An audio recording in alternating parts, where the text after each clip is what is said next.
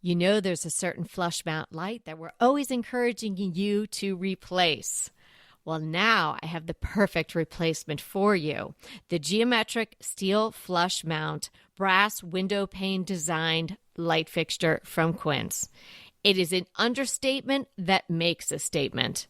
And at $150, it is at an incredible price. I just purchased this geometric steel flush mount for a client, and it looks amazing in her entry. So if you have any flush mounts you need to replace, go to Quince. Quince has everything you need to elevate your space, even handcrafted furniture and premium woven rugs. And like their clothing, their home goods are half the cost of similar brands. Quince partners directly with artisans, cutting out the middleman, and passes the savings on to us. And they only work with factories that use safe, ethical, and responsible manufacturing practices and the premium fabrics and finishes that Quince is known for. Make your space feel like you with elevated home essentials from Quince. Go to quince.com/DTT for free shipping on your order and 365-day returns. That's Quince, QUINCE.com/DTT to get free shipping and 365-day returns. Quince.com/DTT. Why choose a Sleep Number smart bed? Can I make my site softer? Can I make my site firmer? Can we sleep cooler? Sleep Number does that. Cools up to 8 times faster and lets you choose your ideal comfort on either side. Your Sleep Number setting. It's the Sleep Number biggest sale of the year. All beds on sale. Up to 50% off the limited edition smart bed, plus free home delivery with the purchase of any smart bed. Ends Monday. All Sleep Number smart beds offer temperature solutions for your best sleep. Check it out at a Sleep Number store or sleepnumber.com today. Summertime is in full swing, and now it's your chance to catch up on DTT episodes from the archives. Anita and I are taking a little break to enjoy family, friends, and travel, and we hope you're doing the same, and that you'll take us with you on your trip to the beach, in the garden, or just chilling with a cool drink. Enjoy the rest of the summer, and we'll be back soon. And until then, remember, we are here to inspire you to create a beautiful home. Let's get started with today's episode. We're getting real today, so tune in.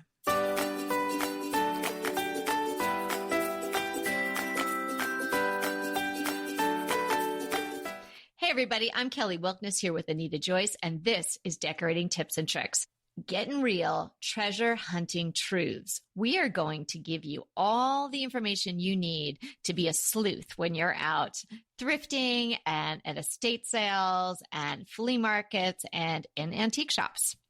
Anita and I are sharing a lot of our secrets of what we look for and how you can scan white elephant tables and racks and shelves and zero in on the diamond in the rough. Yes, and after you've listened to the episode, I think the best thing to do is to go to some place where they have a lot of antique or vintage things and play what I like to call, Where Was This Made? Or wow, I didn't play this game with you, when we were in Round Top. It was more, what was I playing? Where is the bathroom? Well, there was that. Where and where's is the money cold machine? drink stand? Yeah, that's Round Top for you. I'm talking really about dishes. I play a game. I look at the front and I try to guess where it was made before I turn it over. When I first started playing this game, I was really bad at it. But now I'm pretty good at it.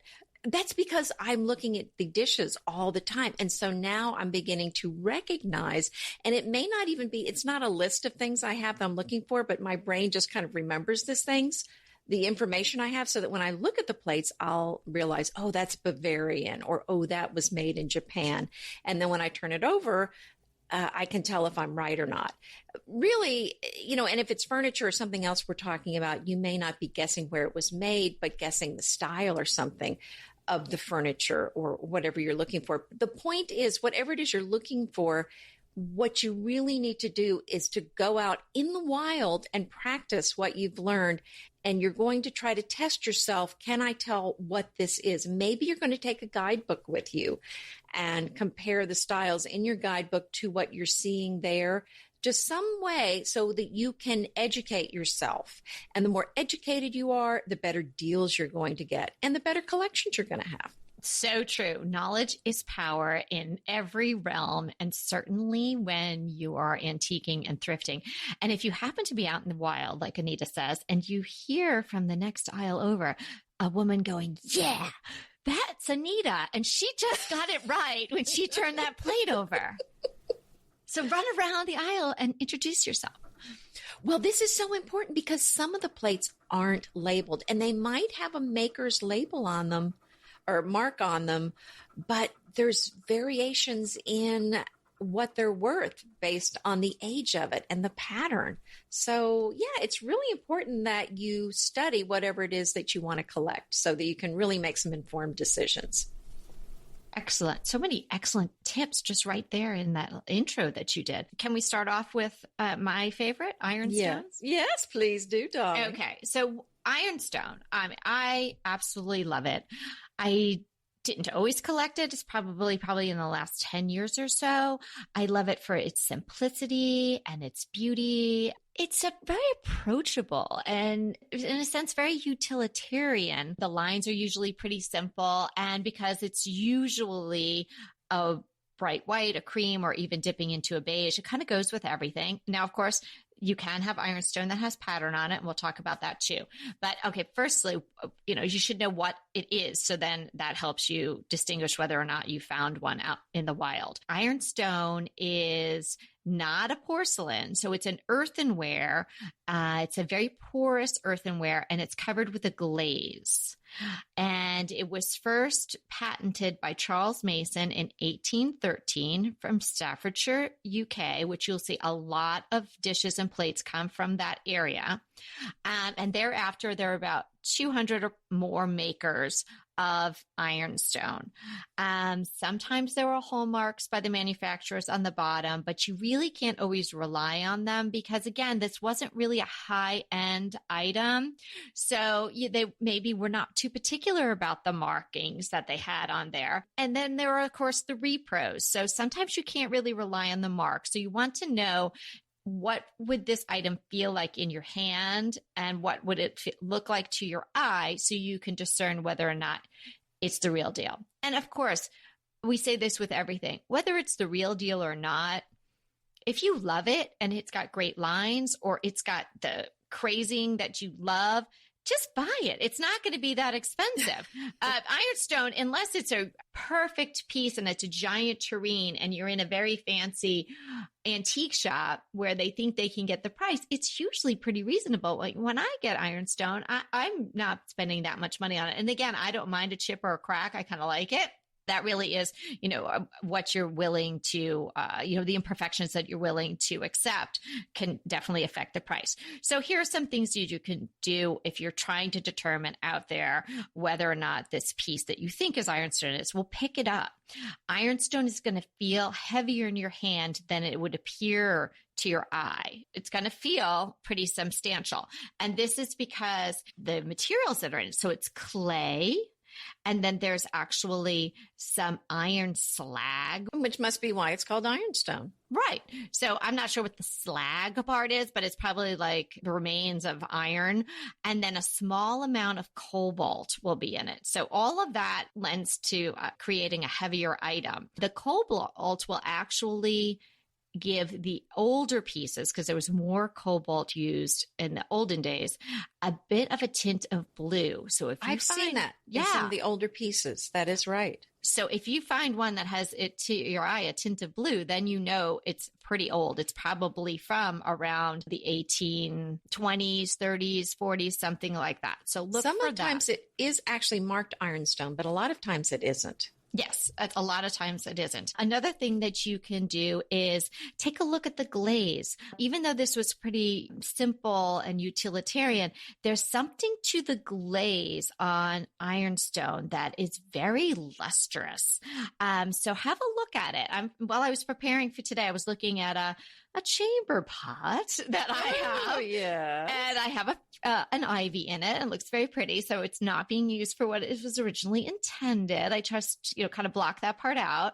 Well, I just noticed the luster to it. I hadn't really focused on that. And it was like in my kitchen where it's very light and bright. And I could really see, yes, it's definitely distinctly a luster. And then another thing that you can do is sort of give it a flick between your thumb and your index finger. This is particularly helpful if it's an item that has a handle, like normally a chamber pot would, or some sort of mug or something like that. It'll make like this very distinctive sound if it's ironstone. The caveat there is if it doesn't have any cracks.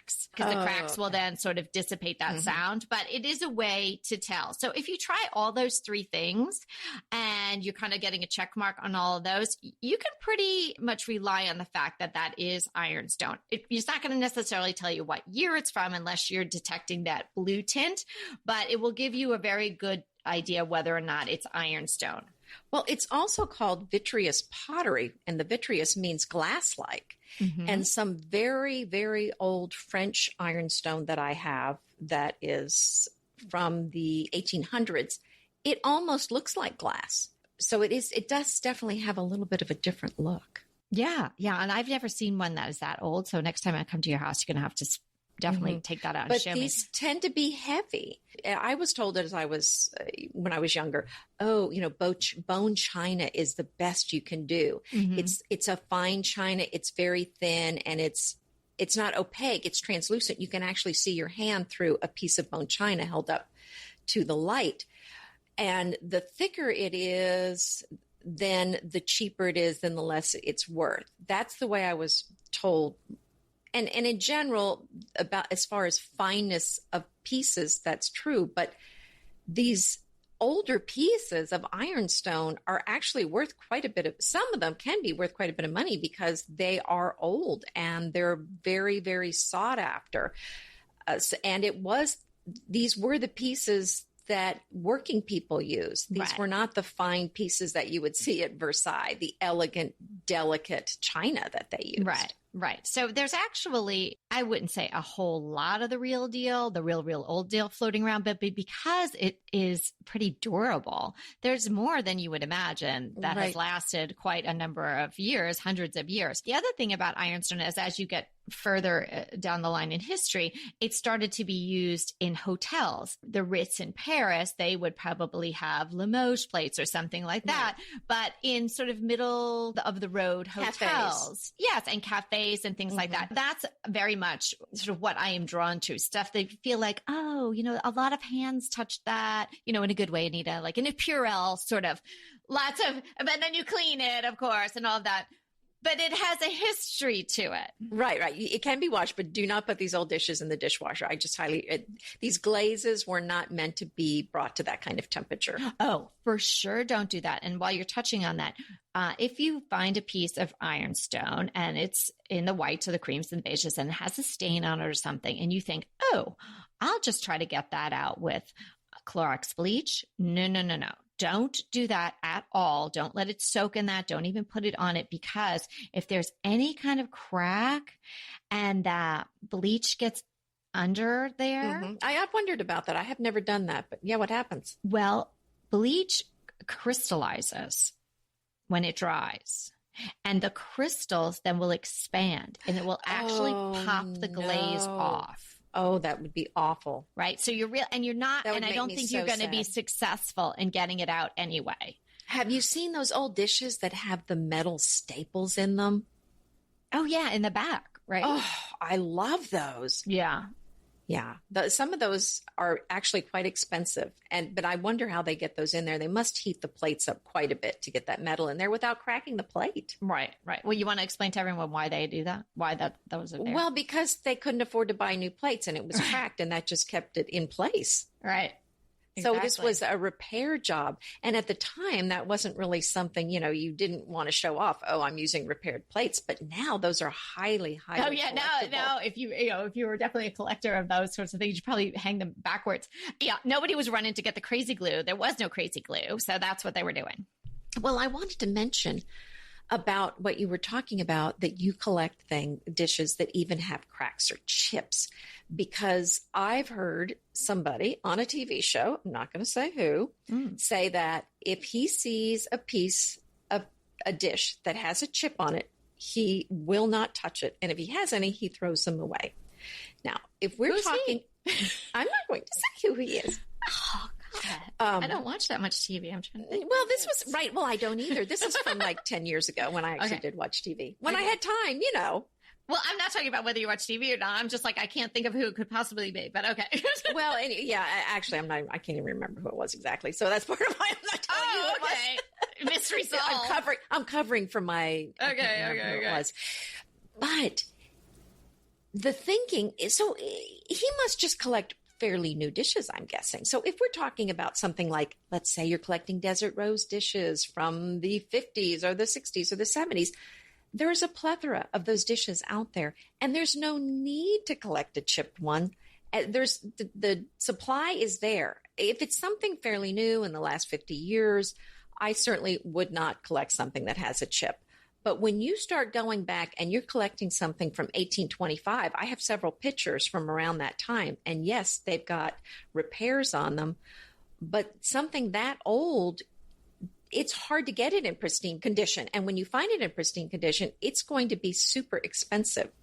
Right. And French dishes, which I collect, if I only collected the pristine, again, it's very difficult to find French dishes here. And when I find them, it's usually they're actually online in France and I have to order them here. And then I'm paying for $30, $40 for shipping.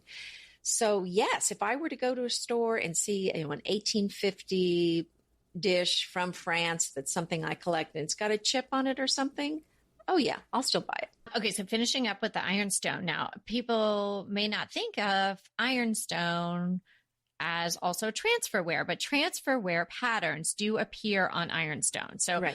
Whereas if you conjure up, someone says ironstone to you and you're a person who likes to collect vintage and things like that, even if ironstone isn't your gig, you probably think white, creamy, light beige, that sort of thing. But no, there's also transfer patterns on there. And even the flow blue is also ironstone. Now, flow blue is expensive too. It can be very expensive. Yeah. The flow blue, it really isn't a pattern per se. It's just a term that's come to describe those dishes that have sort of that very blurry look to them. And normally they're in blue, but I've seen them in black. I've actually seen them in purples as well. Mm-hmm. The flow part is the blurry, the spreading of the pattern. And that comes in the firing of it. It's a way that they fired the dishes that creates that. It's not like someone's painting it blurry. So that's just a little FYI there. Well, right. And the whole thing with the transferware was so fascinating because previous to that a lot of those designs had to be hand painted on each individual dish. And with transferware, they came up with designs that they would print on paper and then apply the paper to the dishes, then soak the dishes in water and remove the paper, and the pattern would stay.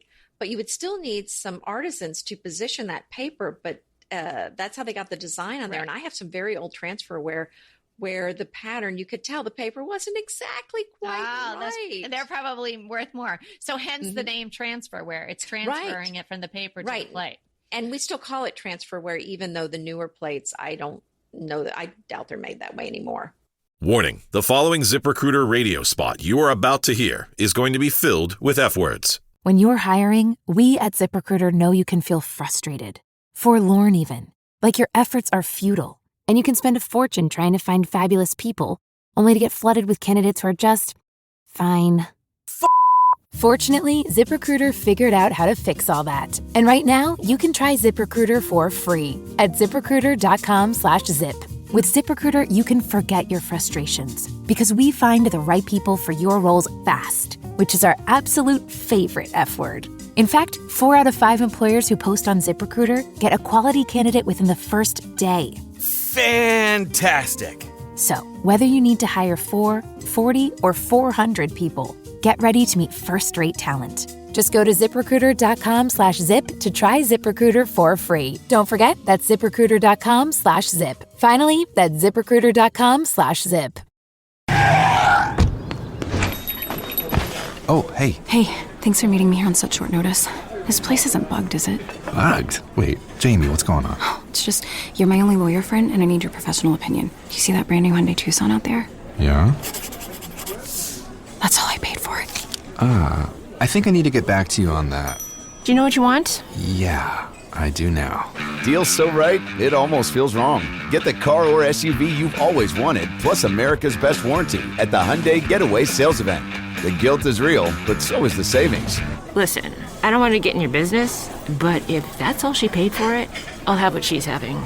It's a great day for a new Hyundai at the Hyundai Getaway Sales Event going on now. Get 0% APR for 60 months, plus 0 payments for 90 days on all Hyundai Palisade, Santa Fe, and Santa Fe hybrid models. And check out our other great deals at your Hyundai dealer today. Offer ends September 2nd. Call 562-314-4603 for details.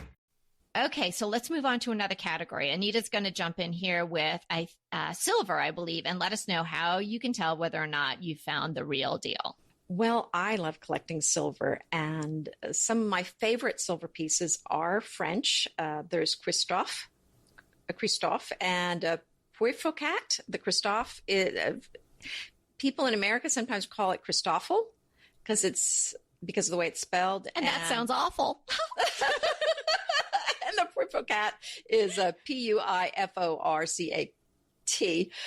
These are two of the most famous French brands, but I do love the French silver is so beautiful. So that's one of the things that I love to collect. But even the English silver is so beautiful also, and American. What you want to look for are the markings. So you're going to look for, if it's silver plated, it usually does say silver plate or electroplate. Something like that it's going to say. But if it's sterling, which is 92.5% silver, you are going to usually see the word sterling on there, unless it's really old. And then there are a lot of marks to go by. In fact, there's so many marks that I can't even discuss them because there's so many. There's marks for the year it was made, for the maker, and it's quite involved. I'm going to link to some books that you can use for sterling. One is Covell's American Silver Marks, and then there's Jackson's Guide to Hallmarks for English Silver. And these are the marks that you're going to look for if you're collecting sterling. People study this for lifetimes, and these books, some of them are rather thick.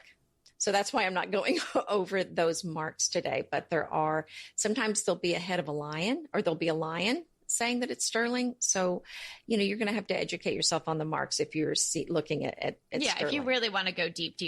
Right. Maybe tuck along with your measuring tape, maybe a tiny little magnifier. Or what I like to do is, if I can't sort of discern it too well, if the lighting's bad or something, or the writing is so tiny on the back of the fork or such, I'll take a picture of it and then I can blow it up with my fingers on my phone. Oh, I've definitely done that too. So you can see the word sterling, but sometimes it just says 925 too. Right. That's true. That's another. I mean, that's what I'm saying. There's not one mark for everything. There's so many different marks. It gets even more confusing when you're looking at French silver because they go by a Minerva mark. So it's a woman's head. She was the goddess, I think, Etruscan goddess of commerce, if I remember correctly. Wow. Yes. And that is the measure for their version of sterling, but their sterling is actually 95% silver.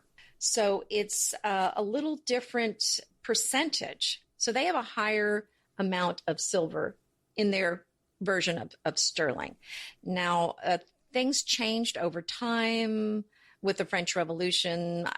There were some wars before that, and there was a lot of silver being melted down, and the government was trying to take into account the fact that they had basically taken everyone's silver. I'm trying to think how to say this nicely, but people didn't have as much silver to work with because the government had taken it to use it to pay for all these wars they were having. And that's when they went down to an 80% silver standard. So that's also a standard out there. And I think something you taught me, which I didn't really realize, I think when we were in Round Top actually, is that the French or European, the actual fork, knife, and spoon are much bigger. Right. Well, for the French, I can't speak to the other countries. I don't really know. But for French, the dinner sizes are large. They're very large set. And the dessert sets are really probably close to what you're used to seeing as far as the size of an American set of silverware.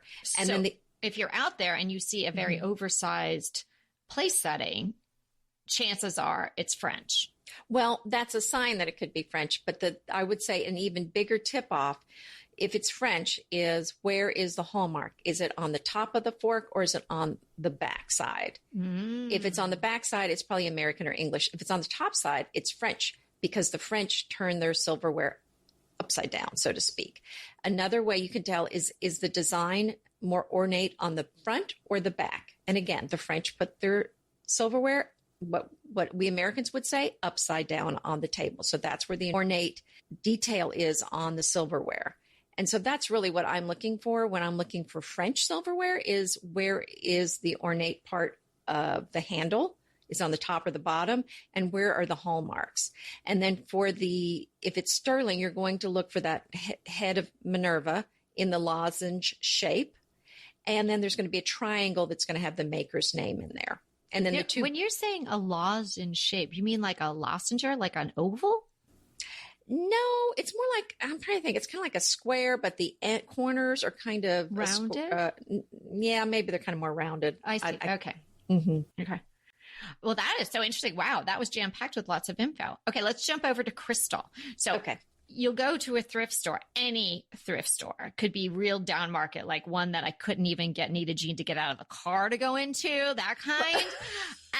And she'll be in the car with the air on, looking up French silver marks. And I'm in there sweating it out, standing in front of the shelf of glass, presumably glass, but you don't know that some of that glass might be crystal. It might be just fabulous. It might be just that, even if it's just one glass that, you decide that's your glass. And when you have your what have you, you're going to use that glass because it makes you feel super special. That's what I do with these little one-offs that I find. I make them my special little wine glass, or that's what I have my iced tea in. So you might be lucky enough to find a whole set. There you are. You're standing there. You're looking, and there's the cast-off 1-800 floral vase, okay, pass that. You don't need that. And then there might be something you could turn into a cloche. Okay, that's great. Maybe you put that in your basket. But now you're looking at all these glasses. How are you going to know? So if it's pretty and it strikes you and you like the shape of it, pick it up. Hold it to the light. If you can detect any kind of rainbow prism coming off it, it's a sign that it might be crystal. Tap it. If you get this musical ring with a bit of an echo, then it might be crystal. The greater the lead content, the longer the tone will continue. If it's more than 35% lead in that crystal, it's going to actually sparkle, probably even if it's been dusty and sitting on the shelf for a long time. Again, like ironstone, crystal will be heavier. So if you have a similar sized glass that is actually just made of regular glass, and the crystal one will be heavier. If you were able to wet your finger somehow, you could swipe around the rim and see if you can get a sound to come out of it. Another sign that it's crystal. Crystal will also be more reflective than regular glass. And the rim, again, talking about the rim, will be thinner than regular glass. I also wanted to throw in, if you're collecting glass or crystal, run your finger around the rim of the base and of the top of the glass, because it is very difficult to see any kind of chips. But if you run your finger across, you will find any problems there. Good point. And you're going to want to know that before you make your purchase. That's a really good point. Because we didn't really talk about the lead. These old dishes, sometimes they do have lead paint on them. Get a lead test kit. For dishes, most of my dishes, when I checked them, were fine, but I did find one set of English hand-painted dishes that did have lead in them. So just buy that test kit and you can swipe it and find out easily if there's lead in your dishes that you're collecting. Most of my older dishes I don't actually use to eat off of. Most of those are for display. And for the lead crystal, obviously it has lead in it. So from what I understand, it's safe to drink out of these glasses if you're, having a regular meal and maybe you're drinking out of it for an hour, let's say. But if you're storing your port, you don't want to store your port in this glass in a decanter for a month, because it will absorb the lead. That's what I've heard from the experts. Yes, exactly. When lead crystal beverage containers are used in an ordinary way, they don't pose any health risk. So you can safely use your crystal stemware and barware to serve wine, water, and other beverages because the liquid is not staying in there long enough and would not exceed any of the EPA standards. So you're fine with that. But I think that's an excellent point. I mean, if you're decanting a really great bottle of wine and you're pouring it into a Waterford decanter, I hope you drink the whole thing. Because don't just go ahead. If you can't, don't keep it in there and drink it a month later. All right. Exactly. Or invite me over. That's great. Let's do furniture. How can you tell whether or not what you're seeing is a really great piece of furniture that you should stuff in the back of your car and take home with you? Well, you're going to look mostly at the joinery. Machine cut furniture was not made until 1860. So the best type of, or best piece of furniture, I should say, to look at is one with drawers because there's going to be more joinery involved in drawers. Everyone may have heard of the term like dovetail. And the dovetail is where the little pieces of wood kind of slat into the side of the drawer, the back of the drawer, things like that, or in other parts of the piece of furniture, but drawers, it's most evident. The dovetail that you want to look for are those that are not exactly even. There's not a whole bunch of them because then you can tell it was made by hand. If they're closely spaced dovetails and they're precisely the same size, then they were made by a machine. You're also going to look again with the drawers at the bottom, sides, and backs. If they're nicks or cuts or straight saw marks, it gives you an idea that it was made by hand. If there are circular saw marks, it was probably made by a machine. And any piece of furniture with exact symmetry was probably made by a machine. One other way that you can tell is the finish. Until Victorian times, there was really only shellac. And then thereafter, there was lacquer and varnish. And that was sort of in the mid 1800s. But, it's a little hard to tell with that. There's not a lot of shellac experts just roaming around out there. And you kind of have to test it with ammonia or a different chemical to see what happens. So that's probably not something you could do right on site unless you have like a little cotton ball with this on it. So I think there's easier ways to do it than that anyway. Well, now she's going to tell us easier ways. That's so great. So, it's a little bit harder to tell with furniture. So you're going to be looking for the dovetails. I think that is the easiest way to determine. Another thing, this isn't going to give you the exact age, but look at the back of the piece. Look at the inside of the drawers. Do they look pretty pristine? If the back of the piece looks pretty darn clean, the bottom of the drawers look pretty darn clean, it's not an antique. That's a dead giveaway there. I mean, if you see a lot of age on the back in the drawers, that's a good sign that it's old. You might notice wormholes. If you see screws, unless it's a repair, that is a sign that it's not that old. And some of these really older pieces have wood nails in them or wood pieces that are joining them together. And I'm going to go back to the same thing I said about the dishes. Go look at antiques. If you know for a fact that you're going to an antique store and somebody's labeled it, this is this age, check these pieces out that are made in the 1800s and get a feel for what they look like. And then when you see antiques, you'll know when you see it, whether it's a reproduction or the real thing. It's really a matter of educating your eye on what you're looking for. And when you see the antique pieces and then see the reproduction pieces next to them, it becomes more obvious. One thing, too, is that the wood grains, I think, tended to be much closer together than they are in the woods grown now that are grown much faster. New pine is so soft compared to old pine. If you see pine wood that's hand carved, it's probably quite old because the new pine is so soft that you really couldn't even carve into it. And then a lot of the newer French chairs, for example, are made of mango wood, and it's really a thick, clunky wood.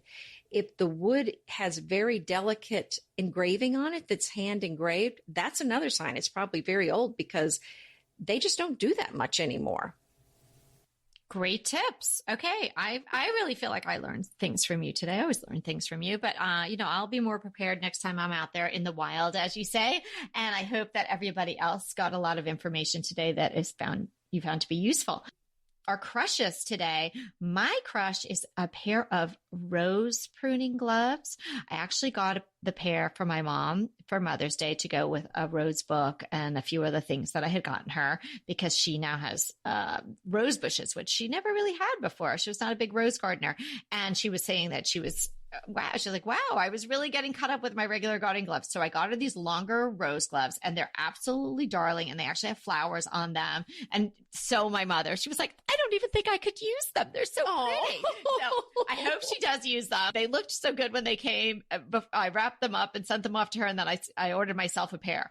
So I'll put the link in the show notes to those. They were pretty fabulous. Well, my crush is an audiobook that I listened to recently. You can actually buy the book and read the book. It's called Eliza Hamilton, The Extraordinary Life and Times of the Wife of Alexander Hamilton. And the author on this particular book is Tilar J. Mazzeo. And it was so fascinating. She had so much of an interesting story beyond just who she married, who was Alexander Hamilton, obviously. But that was a great book, and I got it on loan from my local library. Oh, that's a great way to do it. And remember, we're here to inspire you to create a beautiful home. Until next time. Fabulous, fun, wow, even better than I had hoped or expected. These are just a few of the words used to describe a DTT design consult. We've been doing consults for many years, and boy, are we good at it. And people are loving the results of the advice and suggestions that we make for them. It's so easy to schedule a consult with us. Just simply go to our website, decoratingtipsandtricks.com, and click consult. There you'll be led through the very simple process. And sooner than later, you, I, and Anita will be discussing your home in detail. So sign up for a consult today. Let us help you design and decorate the home that you want and deserve. Looking forward to talking to you soon.